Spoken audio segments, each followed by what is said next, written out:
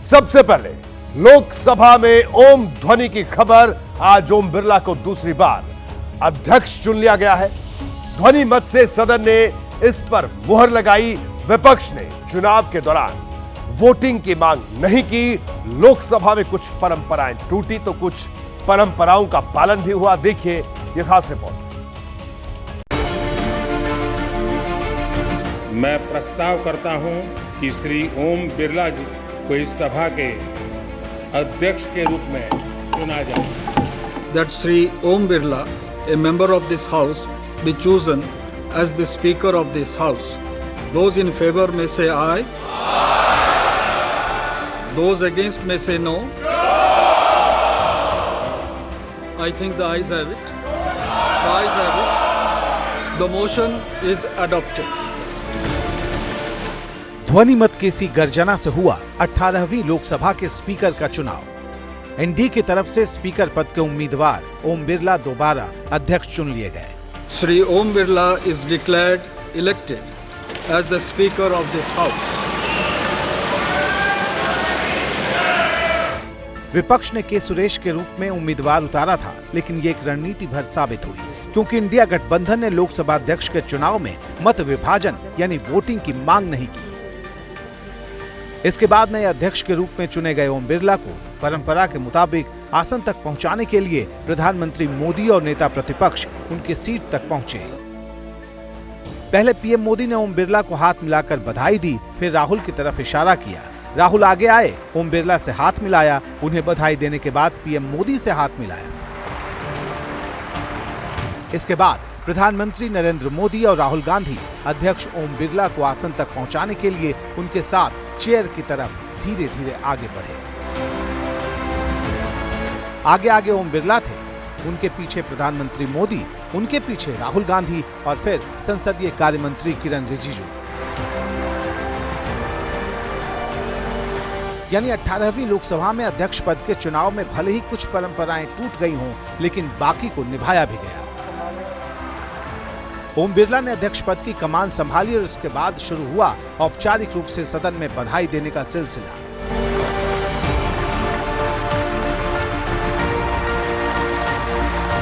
पहले पीएम मोदी बोले, फिर नेता प्रतिपक्ष राहुल गांधी बोले।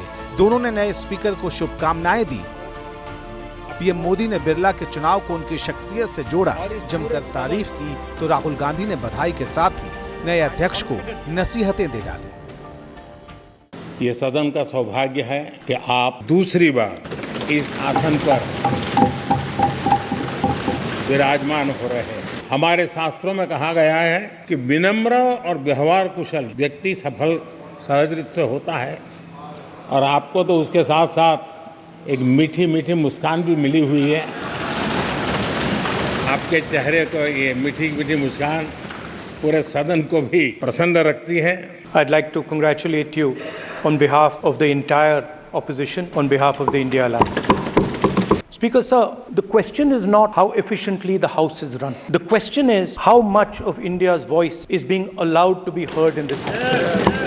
Speaker sir, so the idea that you can run the House efficiently by silencing the voice of the opposition is a non-democratic idea.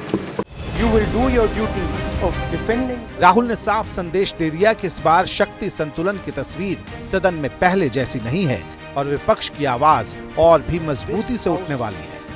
Represents the voice of India's people. 18वीं Lok Sabha में आज 10 तस्वीरें खास रही। इसके जरिए आप नए सदन के नएपन को समझ सकते हैं, जिसमें भविष्य की सियासत के सूत्र छिपे हैं। मैं एक एक कर वो तस्वीरें आपको दिखाता हूं और हम समझने की कोशिश करते हैं कि आखिरकार क्या कुछ हमें देखने को मिला। देखिए, मोदी राहुल की नई केमिस्ट्री पर आज सबकी नजरें अटकी। स्पीकर चुनाव के बाद जब दोनों नेताओं ने जब हाथ मिलाया तो सदन तालियों से गूंज उठा। दूसरी तस्वीर नेता विपक्ष के रूप में राहुल के पहले भाषण की थी। यह राहुल के लिए नई पारी के आगाज की तरह है। चर्चा में विपक्ष की पहली कतार की तस्वीर भी रही, जो पहले से बिल्कुल अलग थी। राहुल के साथ अखिलेश यादव और उनकी पार्टी के सांसद अवधेश प्रसाद का बैठना नई केमिस्ट्री की तरफ इशारा है। ये वही अवधेश हैं जो अयोध्या से जीते हैं। 74 महिला सांसदों की नई धमक भी नजर आई। इनमें से 39 पहली बार जीतकर लोकसभा पहुंची हैं। पति पत्नी के एकमात्र जोड़ी के रूप में अखिलेश यादव और डिंपल यादव की यह तस्वीर भी चर्चा में रही। इसके साथ ही 25 साल बाद यह पहली बार है जब सोनिया गांधी लोकसभा में नहीं है। उनकी गैर मौजूदगी विपक्षी सियासत के लिए मिसिंग मोमेंट की तरह है। लोकसभा में राहुल की नई टीम पर भी सबकी निगाहें टिकी हैं, क्योंकि उनकी यंग ब्रिगेड 2019 की तरह नहीं रही। निर्दलीय सांसदों की बुलंद आवाज भी नजर आई। पप्पू यादव और चंद्रशेखर आजाद खास चर्चा में रहे। तो वहीं लोकसभा में इस बार पहुंचे 24 मुस्लिम सांसद भी सुर्खियों में हैं, जिसमें असदुद्दीन ओवैसी का खास जिक्र हो रहा है।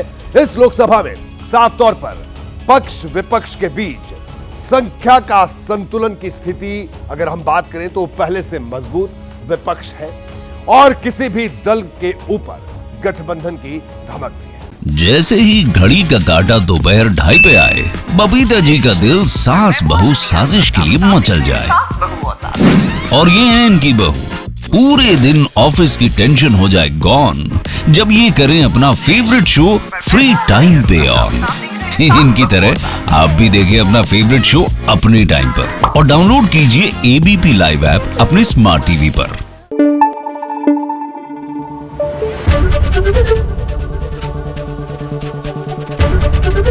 एबीपी न्यूज आपको रखे आगे।